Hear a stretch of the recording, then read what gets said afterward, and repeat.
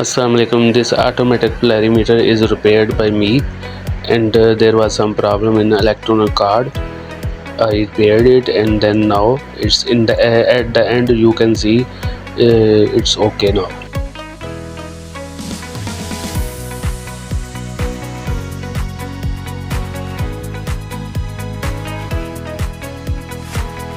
Fault was found in this card. I repaired it, and now it's working perfect.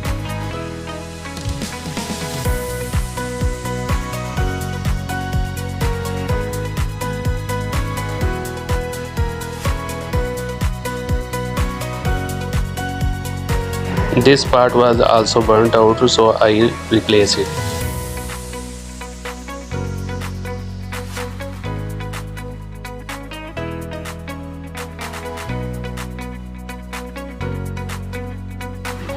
Now you can see the results.